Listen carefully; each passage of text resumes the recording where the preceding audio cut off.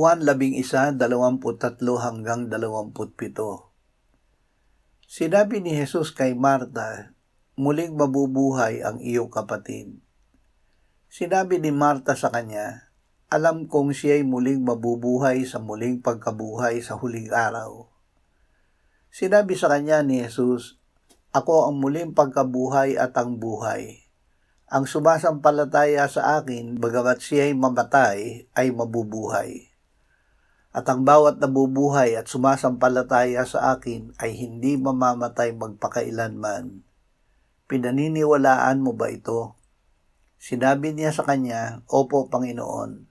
Sumasampalataya ako na ikaw ang Kristo, ang anak ng Diyos, ang siyang darating sa sanlibutan."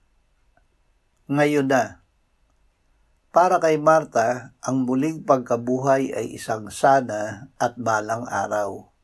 Isang pag-asa na malayo pa sa hinaharap. Kung ito ang katotohanan, hindi maaaring buhayin ni Jesus ang kanyang kapatid na si Lazaro. Binago ni Jesus ang focus ni Marta mula sa panahon kung kailan mabubuhay, patungo sa relasyon sa kanya na kanyang sasampalatayaan.